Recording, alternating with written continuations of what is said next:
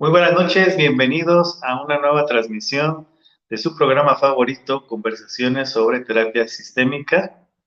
Eh, Estamos transmitiendo desde la ciudad de Guadalajara, Jalisco. Bueno, como en otras ocasiones, me encuentro el día de hoy para conversar con el doctor Mauricio Leija. ¿Cómo estás, Mauricio? Ay, aquí estoy. Hola, ¿qué tal, Emanuel? ¿Cómo estás? Muy bien, muy contento. ¿Cómo estás tú? Bien, muy bien. Contento de seguir avanzando con este libro tan interesante de Pittman. Que ya desde el primer capítulo vemos también un matiz de buen humor en el autor, que hace que la lectura sea, muy disfrutable, muy amena, que no Muchas siempre lo gracias. vemos, ¿no? Aunque yo siempre he creído que el buen humor es más de los terapeutas familiares que de otros profesionales, ¿no? De un psicoanalista ortodoxo a lo mejor no espero tanto humor, no sé. Muchas anécdotas, muchas viñetas de caso. Ajá, sí. Sí, es un libro interesante por eso también. Mucho Sí, chisme. ajá, pero muy interesado en mostrar los casos tal como se le presentaron y como tuvieron su aparente desenlace, ¿no? Sí. No es como otros autores que solamente muestran casos de éxito en donde les fue bien. Pittman no es así. Pittman lo siento más sincero. Creo que se puede aprender mucho de él. Sí, yo creo que sí. Yo creo que sí. Bueno, y vamos al capítulo uno aún, ¿eh? Vamos Seguimos en al... el capítulo 1 y para los que apenas están añadiendo a esta serie de transmisiones que ya tienen un buen rato, les recordamos que es este libro, Momentos Decisivos de Frank Pittman III, publicado Ujú. por Editorial Paidós. Está agotado, es muy difícil conseguirlo. Sin embargo, yo por ahí, bueno, yo lo tengo en papel, pero también pude descargar un PDF por ahí buscándolo en la red. Y bueno, pues esperemos que no quede en el olvido y que solamente se pueda conseguir en librerías de segunda mano, ¿no? Que tú creo que comentaste que lo conseguiste así en una librería de libros usados. Que bueno, de hecho aquí en Guadalajara, antes de una semana, 2 semanas antes de la Feria Internacional del Libro, está la Feria del Libro Viejo o Usado en el Ujú. centro de la ciudad y ahí uno puede encontrar stands de librerías de este tipo de libros y encontrar de psicología. De hecho, pues no sé si es el sesgo de la profesión, pero yo veo muchos libros de psicología en estas librerías, muchos, ¿no? A veces me dan ganas de agarrar mi carrito y llevarme varias obras, sobre todo que no Sí, están sí, muy bien. sí. Hay un surtido muy especial siempre en las librerías de viejo. Ajá, exacto. Te dan la psicología muy nutrida. Sí, sí, sí. Bueno, pues ¿cómo ves si entramos? Pues adelante, sí, sí, sí, adelante. Bueno, vamos a seguir con el capítulo 1. Sí. La última parte del capítulo 1 quedó pendiente en la transmisión pasada, que ustedes recordarán que hablamos sobre las crisis. Si mal no recuerdo, Pittman habla de 4 tipos de crisis. Sí. Habla de las desgracias inesperadas, habla de crisis del desarrollo, Sí. habla de crisis estructurales y crisis de desvalimiento. Así es como Sí. las agrupa Exacto, este exacto. autor. Y dedica la última parte del capítulo 1, que es un capítulo un poco extenso, a hablar sobre los puntos de tropiezo de la familia, que es muy interesante que el terapeuta se pregunte en dónde la familia puede tropezar o dónde se puede atorar. Sí, porque yo creo que parte de la idea de que, bueno, crisis, todas las familias van a experimentar tensiones, la vida está llena de tensiones, Claro, este, la vida va a estar llena de crisis, y bueno, habla también un poco de este, esa confianza de que la familia va a, a superar esas crisis de manera natural en la mayoría de las veces, pero que se puede tropezar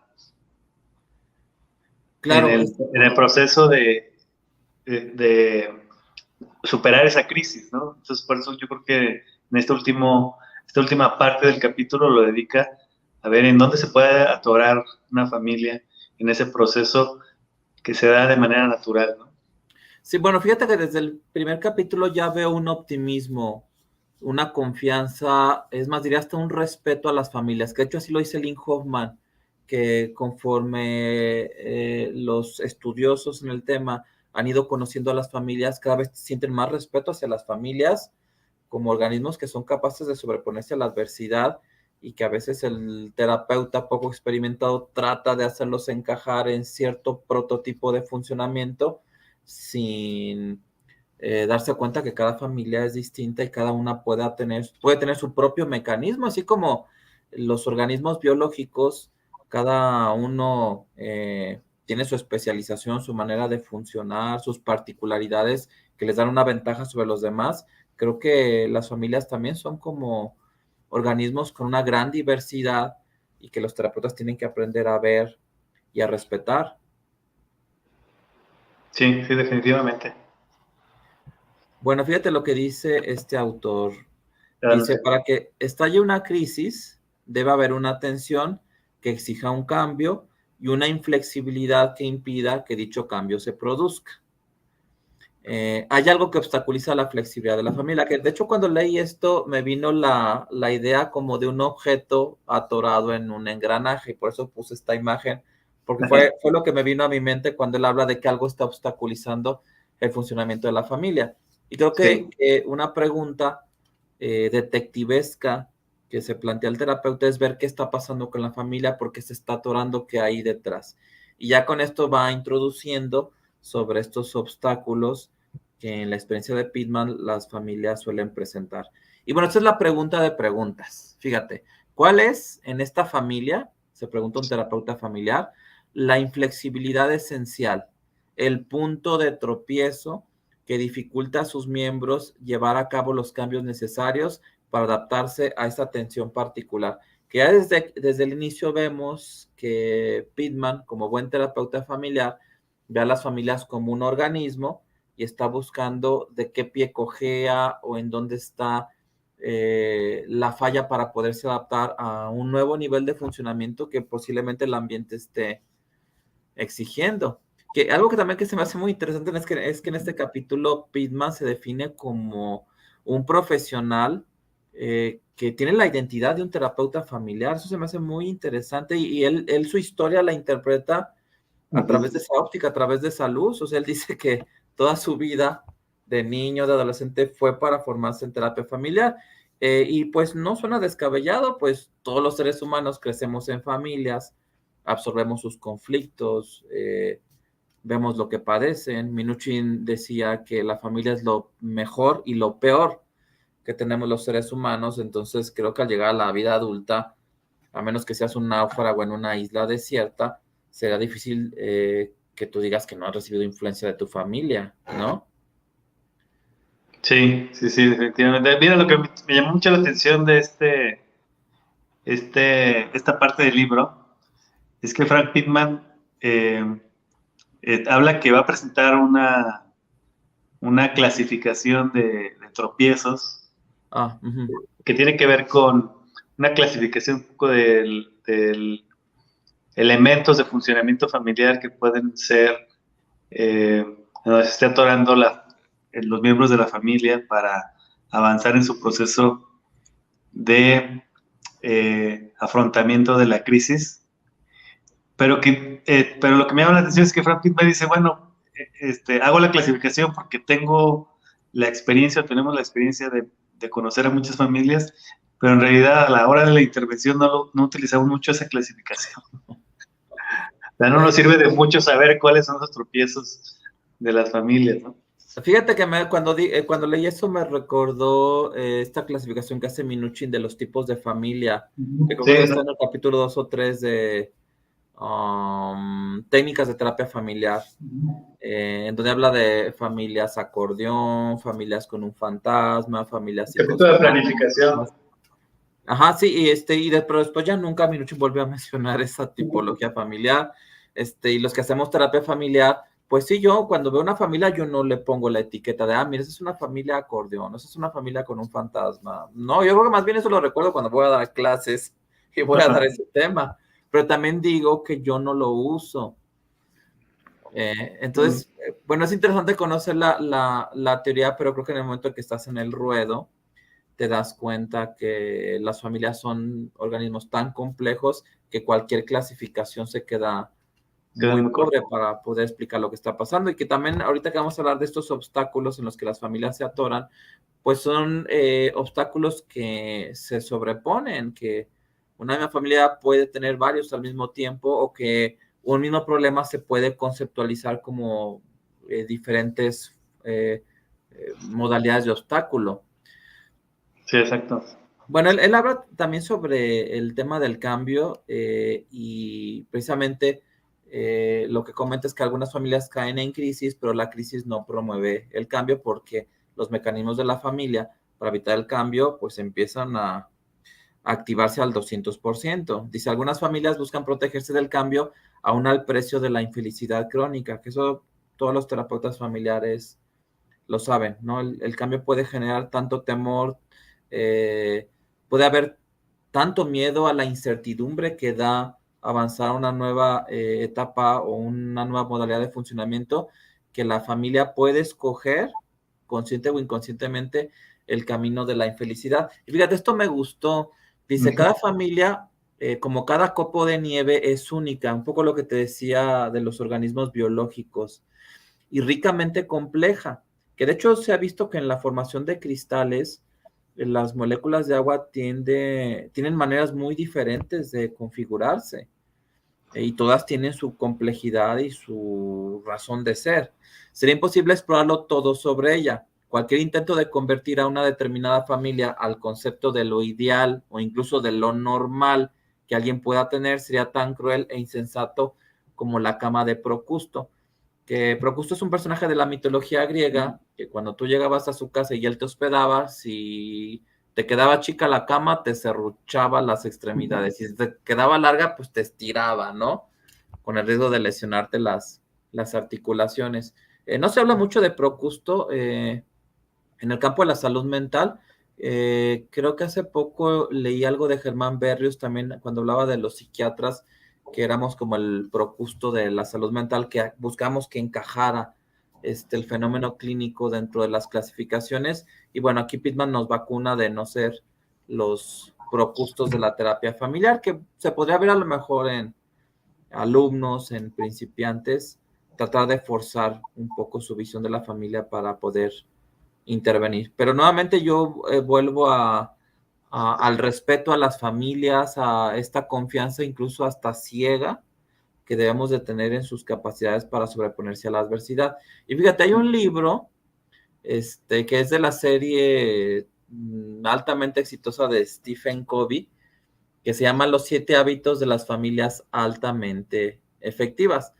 La verdad no lo he leído, ni he leído tampoco el célebre bestseller de los 7 hábitos de la familia altamente efectiva, pero aquí un poco al estilo de Jay Haley, vamos a hablar de los 7 obstáculos de las familias altamente conflictivas, porque hay un ensayo de Jay Haley donde habla sobre las relaciones de pareja y ese ensayo se titula Cómo contraer un matrimonio infernal. Y Jay Sí. Haley, ahí en ese ensayo que les recomiendo ampliamente, él dice, a ver, ya han salido muchos manuales para parejas, para ayudar a matrimonios, dando consejos, que finalmente a nosotros también nos ha tocado vivir ese boom de los libros de autoayuda. Y Haley dice, yo voy a escribir una obra de cómo fracasar, ¿no? El arte de fracasar como pareja. Bueno, pues aquí Pittman nos habla de los 7 obstáculos de las familias altamente conflictivas y les llamo altamente conflictivas porque la crisis no genera el cambio, simplemente genera un padecimiento, ¿no? Y muchas veces el terapeuta puede sentirse también atorado para poder ayudar a que la familia movilice sus recursos y avance hacia una nueva forma de funcionamiento. Entonces, para Pittman, esos 7 obstáculos son comunicación. No dice que los menciona en orden de importancia, quizás sí, no sé. Ujú. Comunicación, intimidad, roles, reglas, historia familiar, metas y valores. ¿Y cómo ves si los explicamos un poquito y damos algunos Excelente. ejemplos? Que yo cuando los leí, los relacioné con los elementos o los factores de funcionamiento familiar del modelo McMaster. No sé si ubicas ese modelo. No, no, no, no, no. A ver, no, no. Platícanos sobre eso. He utilizado una escala en una investigación que hice en el ¿El McMaster? 2008. Usé la escala de McMaster para evaluar el funcionamiento de familias de niñas y adolescentes que estaban internadas por un trastorno alimentario. Ah, bueno, Entonces, pues, me ajá, suena la escala de McMaster, pero no sé si el te refieres. McMaster. El modelo Ujú. McMaster es un modelo de funcionamiento familiar.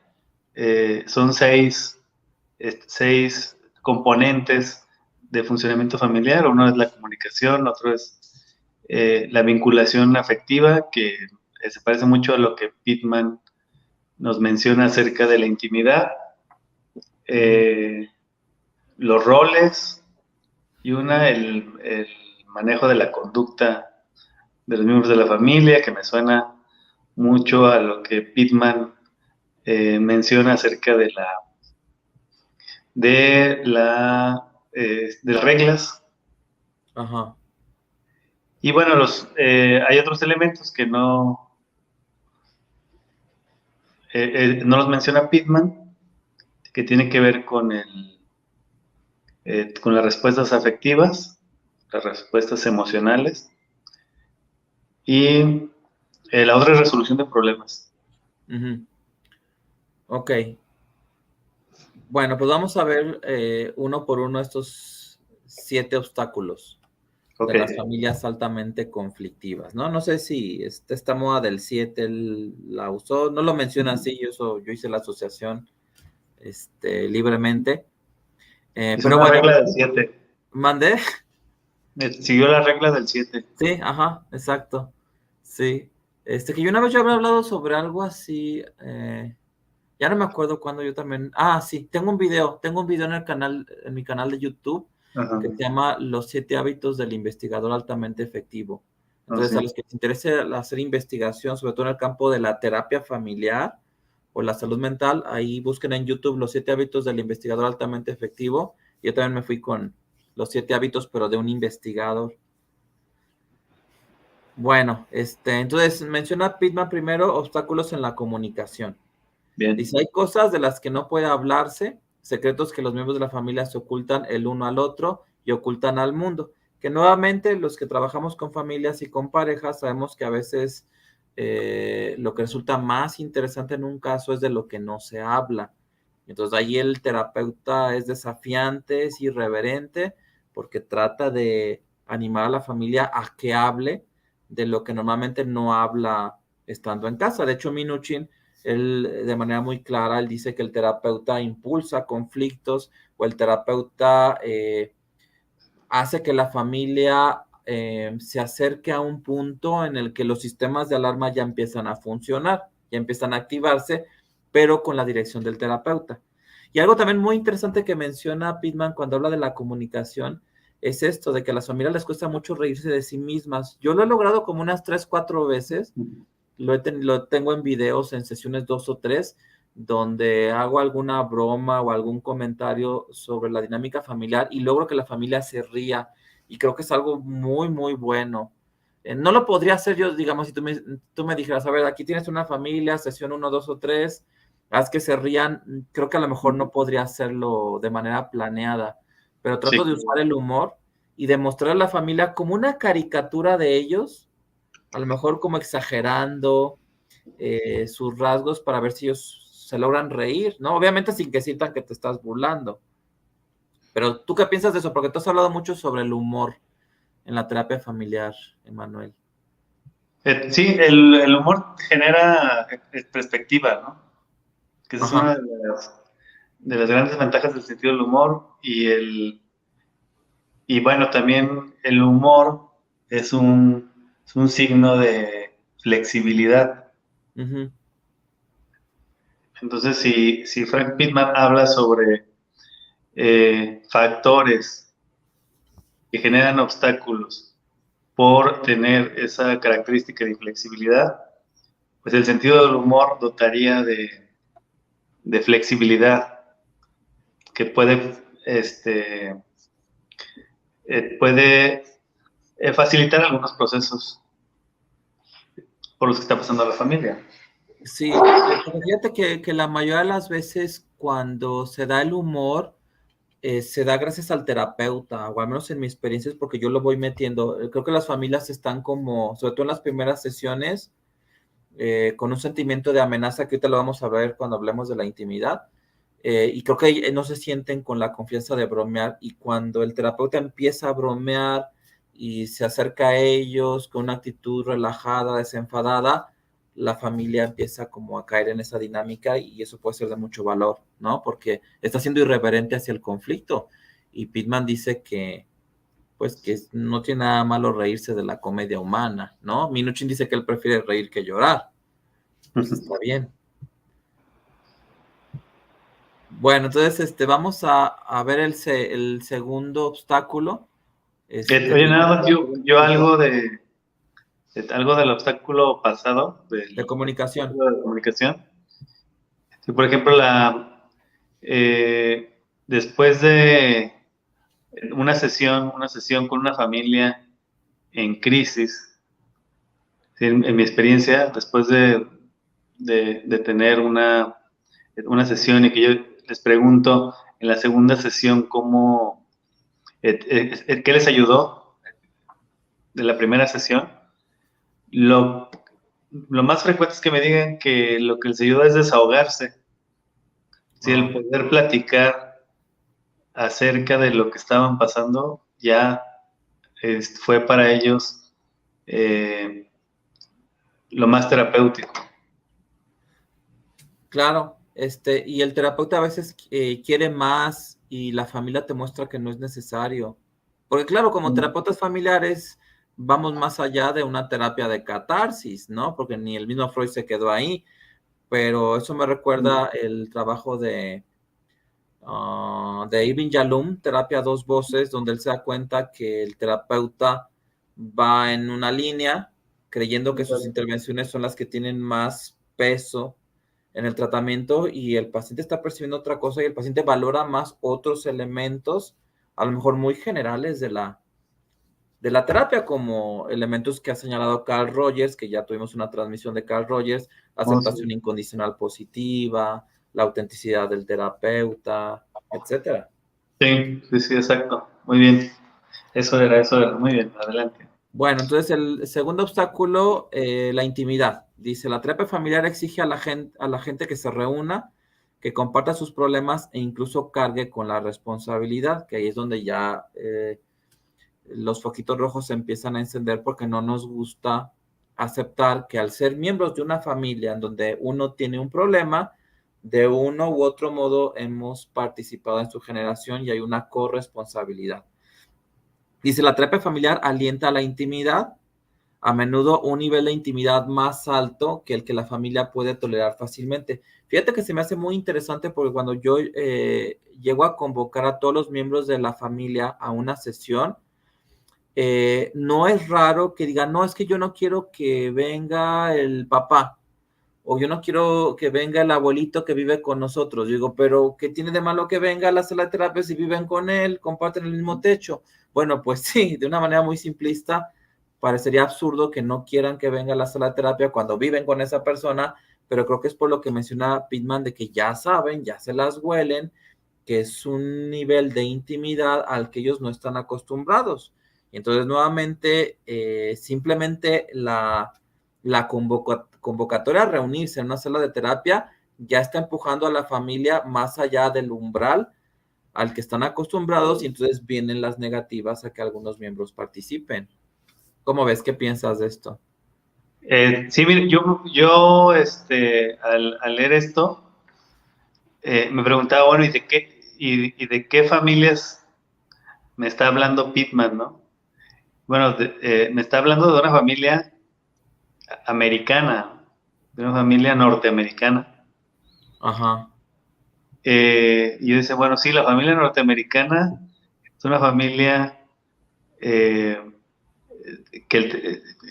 a la que el terapeuta necesita empujarlo para la intimidad. Pero aquí en México, y estoy seguro que en Latinoamérica también pasaría lo mismo, hay familias que ocurre totalmente lo contrario, ¿no? Que son, o sea, que tienen demasiada intimidad, Mm, demasiada vinculación, sí, ajá. sobre involucramiento, y a los que el terapeuta más bien el esfuerzo que hace es de ayudarlos a diferenciarse, ¿no? Claro, sí. De hecho, bueno, es interesante este planteamiento. La verdad, yo no lo había pensado. Cuando leo a Prisma, yo me imagino en familias mexicanas, pero es cierto, él se formó como terapeuta familiar y realizó su práctica en Estados Unidos. Pero aquí estoy viendo que nos están escribiendo de diferentes puntos de Latinoamérica. Carolina H dice: hola doctores, aquí viéndolos desde Colombia. Y Samaris Colina, buenas noches. ¿Cuál es el tema de hoy? Escribo desde Venezuela. Bueno, Samaris, el tema de hoy es los obstáculos que sufren las familias para resolver las crisis, que es la última parte del capítulo 1 del libro Momentos Decisivos de Frank Pittman. Pero fíjate, yo sí veo que en las familias mexicanas, aunque sí pueda haber esta como cohesión muy fuerte, creo que muchas veces el padre de familia sí se queda afuera y que cuando quieres convocar al papá, o al menos en mi experiencia, cuando un niño tiene algún trastorno, a veces nos topamos con ese mecanismo de evitar la intimidad que podría dar una sesión de terapia familiar. Y entonces me recuerda las palabras de Octavio Paz en El laberinto de la soledad, que dice que el mexicano siempre está lejos, lejos del mundo y de los demás, lejos también de sí mismo. Entonces hay un temor en muchos mexicanos a tener esa intimidad y a que se descubra lo que sientes, lo que piensas, la manera en cómo te relacionas con otros.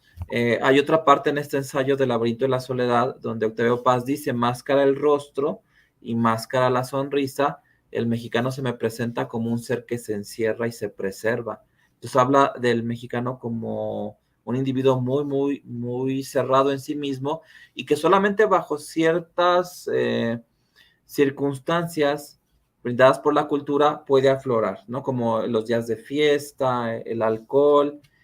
Y bueno, aquí yo quería comentarte una anécdota, no sé si ya la he platicado en este espacio, o se lo he comentado a alumnos en clase, pero una vez yo insistía mucho en que fuera el padre de familia a una sesión, porque estaba lloviendo al niño, entonces yo le insistí mucho a la mamá: es que quiero que venga el señor, quiero que venga, y la mamá decía: no, es que él no habla, y él no habla. Muchas veces hasta me obligan a decir: bueno, pues que es mudo el señor o qué, pues traemos a un intérprete que hable el lenguaje de señas y ya, pues vemos la manera, no importa aunque sea mudo el señor, ¿no? Pero me dice: no, es que no es que no sea mudo, pero es que él no habla, no opina. Bueno, le insistí tanto que finalmente fue el señor padre a una sesión y muy bien platicó, participó, propuso, se involucró, muy bien. Entonces yo me di cuenta que la descripción que tenía esta madre de familia pues no encajaba con lo que yo veía en el señor padre y fue una muy buena sesión. Ya no presioné para que él fuera a la siguiente, me conformé con que hubiera ido a esa y que hubiera tenido ese nivel de participación, pero en la siguiente cita, cuando va la mamá con el niño, le digo: ¿sabe qué? Me llamó mucho la atención que usted me describía al hombre como un adulto con problemas para expresarse verbalmente, prácticamente mudo, y yo veo que participó muy bien y quiero felicitarlos, me da gusto, pero no entiendo por qué esa diferencia. Y me dice: ay, doctor, pues la verdad es que pues me va a dar mucha pena, pero la verdad es que mi esposo ese día pues ya traía como que sus copitas de alcohol y de hecho yo venía toda nerviosa porque él venía manejando la camioneta, yo sabía que ya había tomado y yo no lo noté, yo no dije: este hombre viene alcoholizado, ¿no? Pero entonces también el alcohol ayuda a los hombres en México a poder tener ese nivel de intimidad que, que puede ser apropiado para una relación entre amigos o en una terapia familiar, ¿no? Y que a veces sin el alcohol en el mexicano no se logra. Pero bueno, ese es un tema No es que estés aconsejando antes de la terapia tomarse unos caballitos de tequila, ¿verdad? Bueno, yo lo propondría como tema de investigación. Obviamente sin llegar al estado de embriaguez o lo que se conoce como el estado de intoxicación por alcohol, pero en los 60 se utilizaba la psicoterapia bajo el influjo de sustancias y yo creo que pequeñas cantidades de alcohol en un ambiente controlado, en un protocolo aprobado por un comité de ética donde todos firman, podría arrojar resultados interesantes. ¿Cómo ves? Muy interesante, muy interesante. Bueno, pues seguimos avanzando con los obstáculos. Vámonos al tercer obstáculo que tienen las familias, que es obstáculo para roles. Y bueno, aquí nos da ejemplos, Pitman, de roles que pueden ser muy inflexibles y que en su experiencia, y creo que a todos nos ha tocado verlos, hay miembros de la familia que se resisten a toda costa a abandonarlos, a pesar de que ese rol se vuelve obsoleto o francamente disfuncional por lo que la familia está viviendo o por ese periodo de transición por el que está pasando. A veces los hijos adolescentes requieren que los padres sean más flexibles y que se adapten a las influencias culturales que están pesando sobre esos chicos. Y bueno, aquí pone estos ejemplos. Hay roles que ahogan a las familias, por ejemplo, el padre debe saberlo siempre todo, el segundo hijo debe estar siempre en falta, ¿no? Igual el niño o adolescente con TDAH que siempre lo culpan de todo. Y resulta que el conflicto que desencadena una crisis, pues ya se señala a este hijo como el culpable. También está el otro hijo, el hijo marcado por el éxito, el hijo favorito, el hijo funcional, debe estar siempre libre de toda culpa y que luego también puede haber sorpresas. Yo por eso tampoco para equilibrar, cuando me llevan al hijo problemático, encuentro un modo en la sesión de decir, bueno, la verdad, señores, a mí me preocupa más que nunca les ha dado problemas y que siempre le va bien, la verdad, yo estoy más preocupado por él. Y ya, mantengo un equilibrio. Los actos de la madre deben ser siempre interpretados como actos de amor. Bueno, pues, se puede desafiar eso, aunque entramos en terrenos peligrosos. Y bueno, uno va entendiendo cómo el proceso de identificar esos obstáculos, cuestionarlos, pues sí puede ser un proceso incómodo para la familia. Por eso es que Pitman en los próximos capítulos, ya lo iremos viendo, pues habla de casos en donde la familia lo despidió. Él así lo dice, ya no supo de ellos y luego después de muchos años se encuentra con alguien y resulta que les fue más o menos bien, ¿no? Que ya habrá tiempo que hablemos sobre eso. Pues no sé si tú quieres comentar algo sobre esto de los roles, Yo Emanuel. agregaría ahí los roles de género también. Ah, sí, claro. Sí. Que, por ejemplo, en una crisis, el rol de que del hombre que no llora o que no expresa sus emociones complica mucho el afrontamiento de la crisis. Por ejemplo, en el caso de la enfermedad de la madre de familia, ¿no? Porque me toca ver familias, y las he visto en el ámbito público-privado, en donde la división de roles de acuerdo al género es muy, muy, muy marcada. Y hay una pregunta que a mí me gusta hacerles. Yo le digo, a veces era yo más dramático hace unos años. Yo le decía a la mamá, si usted llegara a faltar, que Dios no lo quiera, pero usted llegara a faltar, ¿qué pasaría con esta familia? ¿Cómo se las arreglaría el papá, no? Después me di cuenta que no les gustaba que hablara sobre la muerte, y entonces ya cambié la pregunta, la suavicé, y ahora les pregunto, bueno, si a usted la raptaran los extraterrestres un mes, ¿no? O si usted se fuera de vacaciones a otro país un mes completo como un experimento, ¿qué pasaría con esta familia?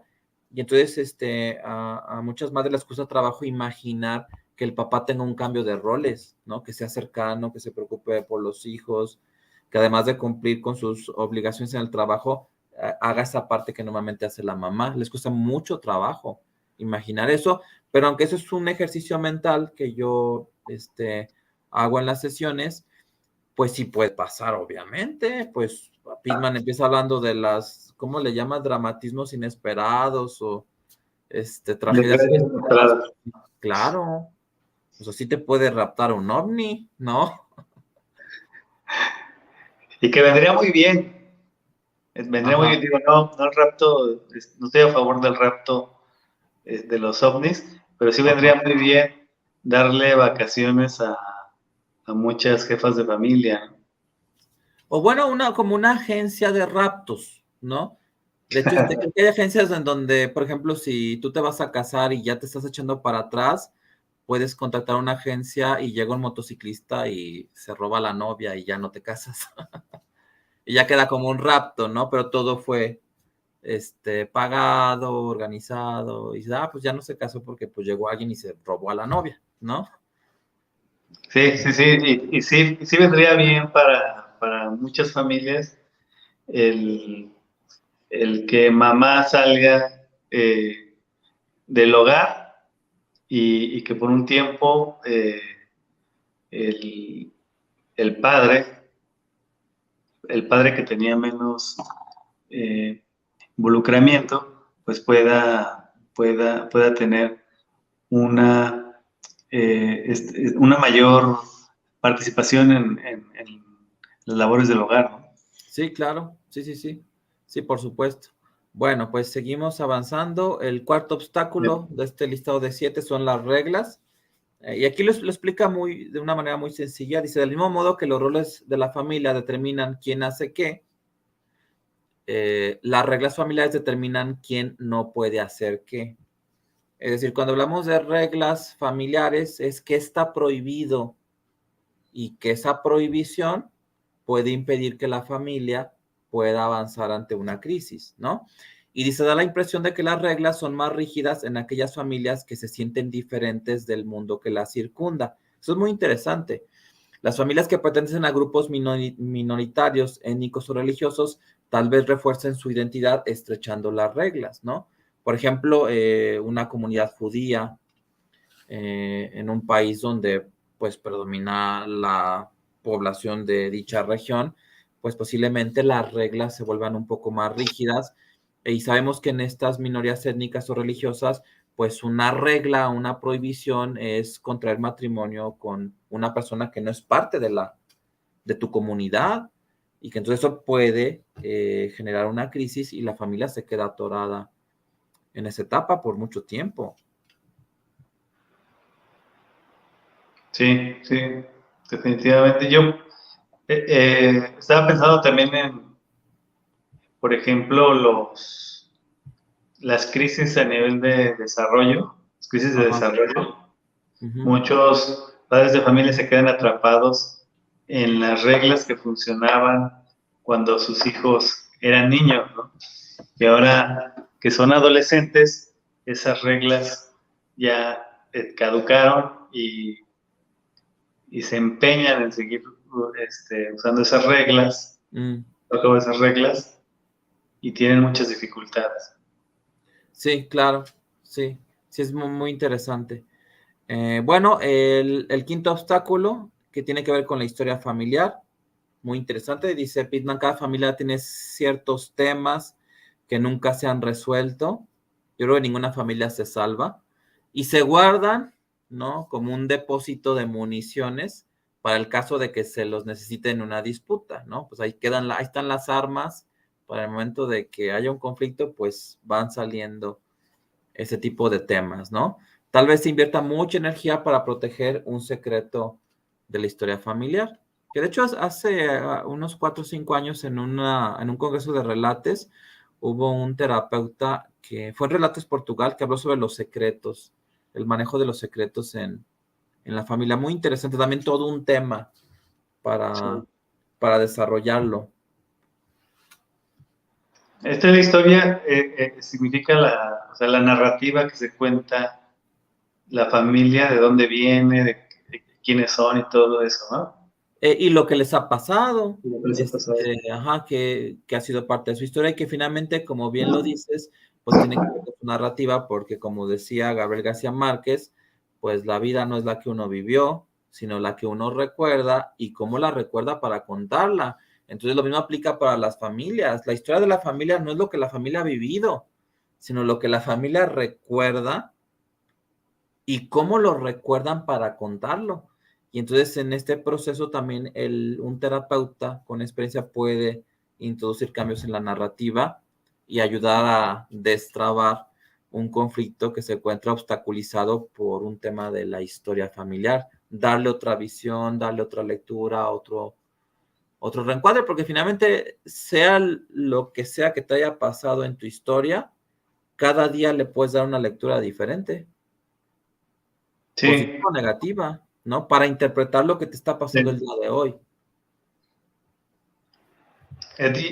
Y es muy interesante porque también la crisis genera un quiebre narrativo, o sea, un quiebre en la narrativa familiar. Entonces, la familia Ujú. necesita aceptar que hay un quiebre en eso que pensaba de sí mismo y recoger esos pedazos y volver a construir eh, una nueva narrativa, ¿no?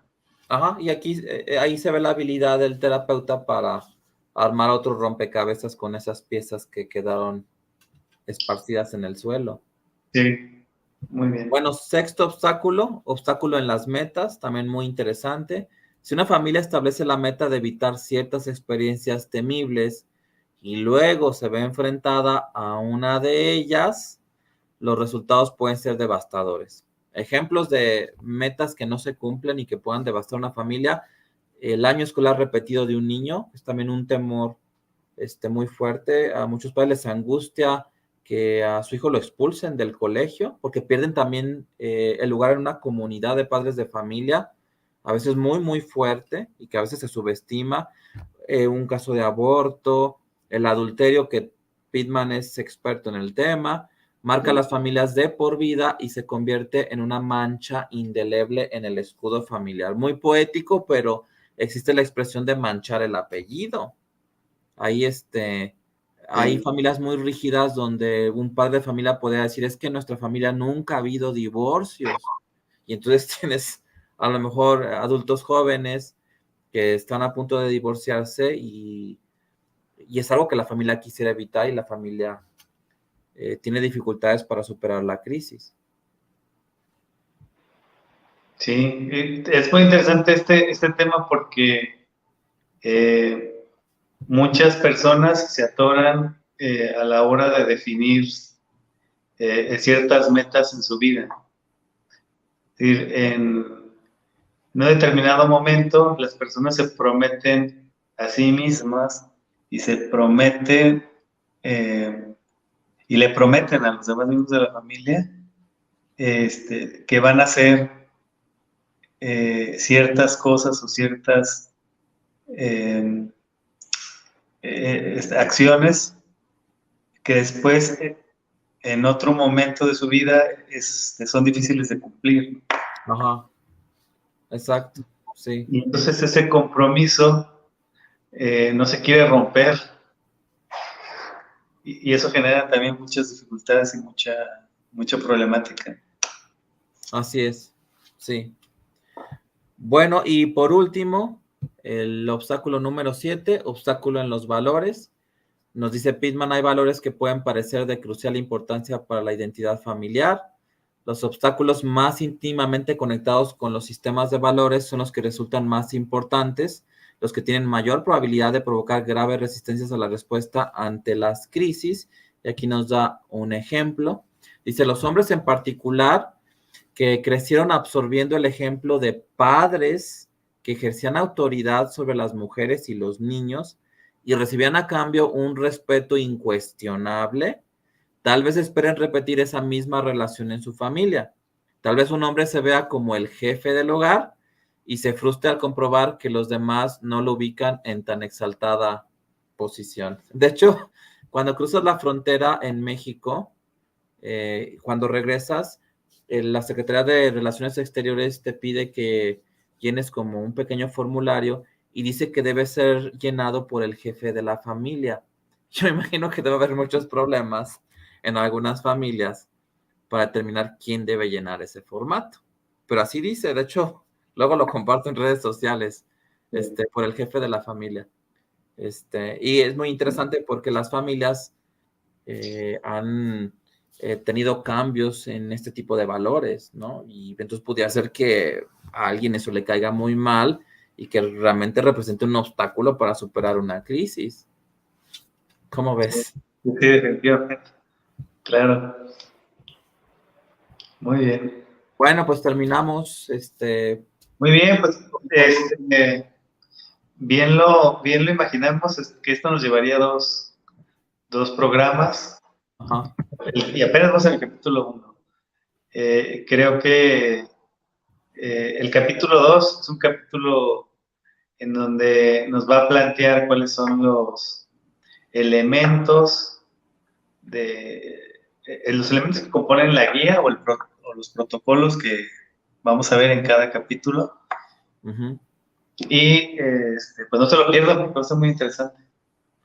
Mira, encontré ya ese formulario de la Secretaría de Relaciones Exteriores. A ver, lo voy a compartir aquí. A ver si me permite mostrárselos. A ver. Ahí va. ¿Sí se está viendo? Se está cargando. Ya, está. Sí. ¿Ya? Bueno, ahí se dice declaración de aduana para pasajeros procedentes del extranjero. Bienvenido a México. Favor de leer previamente las instrucciones. Yo lo subí a Twitter. Dice, todo pasajero o jefe de familia debe proporcionar la información siguiente. Y ya, ¿no? Y entonces yo aquí puse en la declaración de aduana para ingresar a México, el SAT asume que las familias mexicanas tienen un jefe.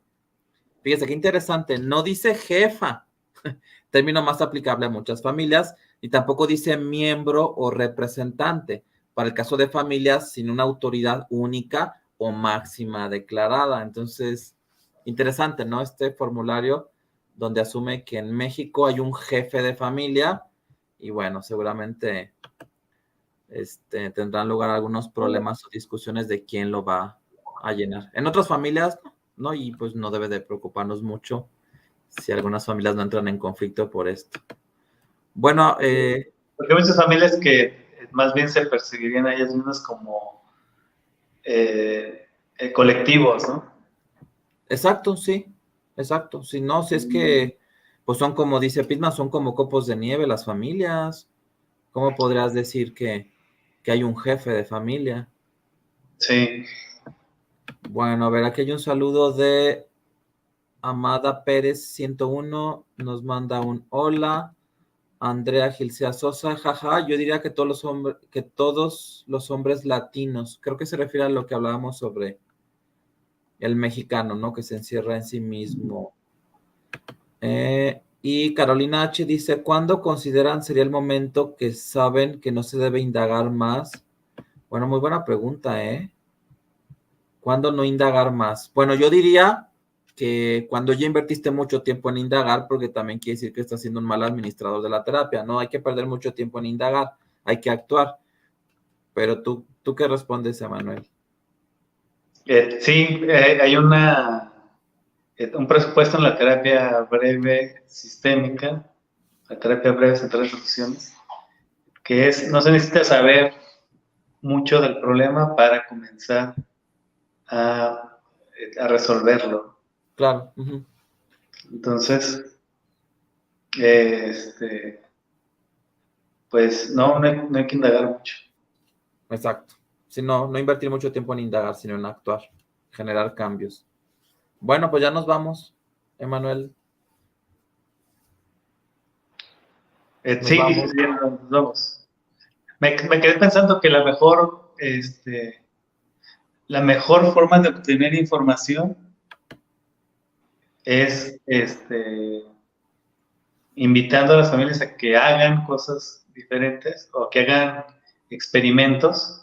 Eso te da más información que las mejores preguntas que hagas en la entrevista, ¿no? Claro, ver a la familia bajo movimiento, no dejarlos pasivos bajo la lupa, como si fuera un corte de tejido analizado bajo el objetivo de un microscopio. Lo mejor es ver a las familias danzando. Eso te Sí. puede dar más información y puedes ahorrar mucho tiempo. Muy bien, pues sí. Pues gracias a todos por sus comentarios. Gracias, Mauricio. Nos vemos para el próximo miércoles. Vamos a hablar del capítulo 2. Muy bien. Bueno, cuídense mucho. Nos vemos la siguiente semana.